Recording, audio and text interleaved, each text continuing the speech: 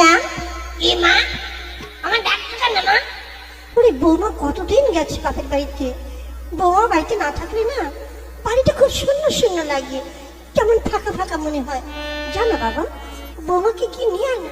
কেন তোমার বৌমা কি পারে? সে নিজে নিজে আসতে পারে না? কি যে বলিস না হতভাগা, হ্যাঁ? বৌমা একা একা আসবে তোর বাপের বাড়ি থেকে? তোরা তো কেউ নিয়ে আসতে পারে।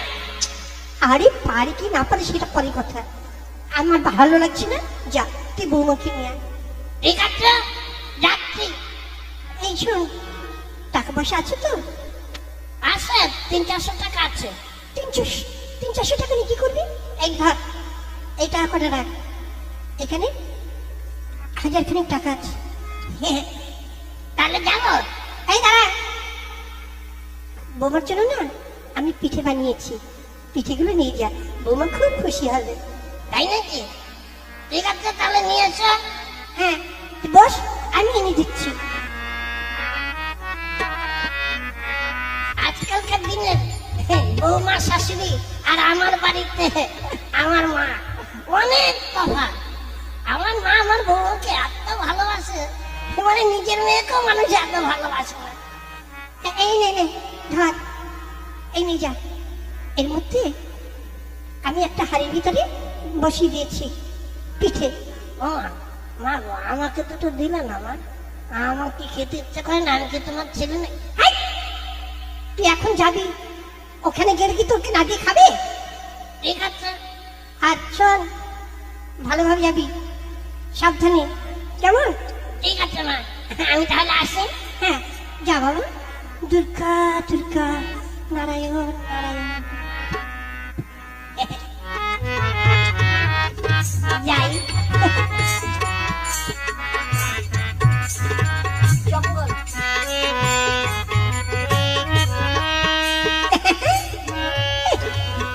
মায়ের মধ্যে পিঠে বানিয়ে দিয়েছে, পিঠেগুলো কিরকম পিঠে একটু দেখার দরকার ছিল।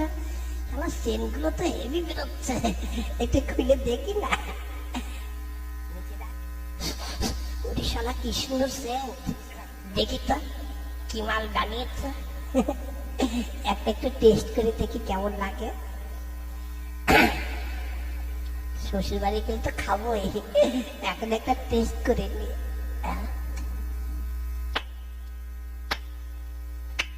ওরে শালা কলি পিঠে, কি সুন্দর টেস্ট রে।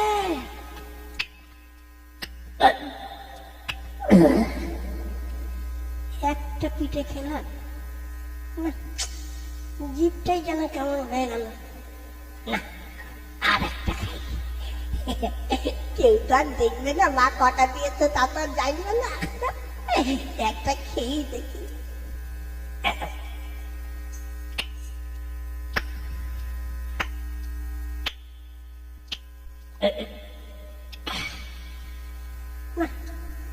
দুটো খেয়েও স্বাদ মিটলো না, আর দুটো খাই।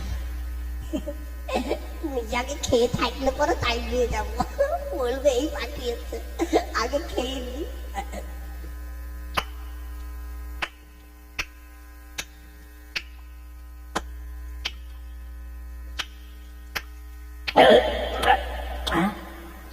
ইয়া শালা আর তো নেই, ঘর ঘর করে খেয়ে একবার সব ফাঁকা করে দিলাম যে। আমি কি বলবো, কিছু পাঠাইনি। মিষ্টির দোকান থেকে আজ দুটো মিষ্টি কিনে নিয়ে যাবো,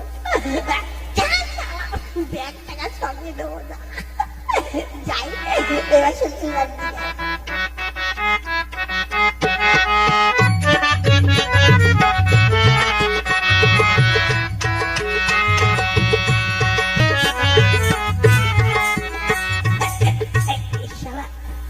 কিরে বললে রে, শালা পেটের মধ্যে কিরকম হচ্ছে? ওই শালা রে, পিঠেগুলো খাওয়ার পর পেটের মধ্যে এখন মশলা মারছে। পায়খানা দেখতে হলে কি করবো? হ্যাঁ, এই জঙ্গলের মধ্যে ছেড়ে যাই। কিন্তু জল, জল কোথায়? তুই না, আর জল খুঁজতে পারছি না। আগে জোর হেঁটে হাঁটা পেয়েছে, এখানে হেঁটে নি, এইখানে পোশাকে হেঁটে নি।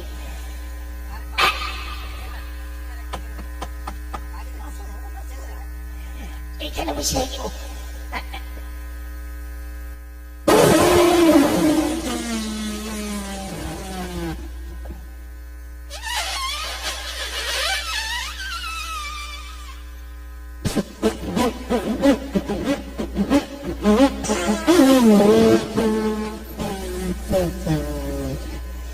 ওই শালা একবার ডবল অ্যাকশন বেরিয়ে যাচ্ছে না।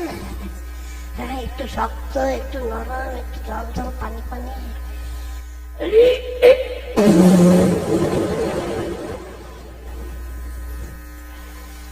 হ্যাঁ, একবার ক্লিয়ার হয়ে ছেড়ে গেল না। এখন কি করবো? হ্যাঁ, জল কোথায় পাই এখন? জল তো সারা জল তো দেখছি না।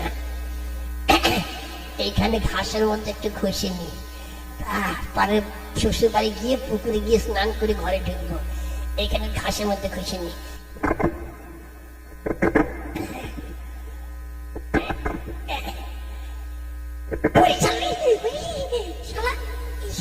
কাঁটা খোঁচা লাগলো নাকি রে? ওই শালা জমি যাচ্ছে রে, খোঁচাটা জমি যাচ্ছে। যাক, জলের জলক। এবার চলে যাই শ্বশুর বাড়ি, গিয়ে ওদের পুকুর আছে, পুকুরে স্নান টান করে পরিষ্কার হয়ে ঘরে ঢুকবো। যাই।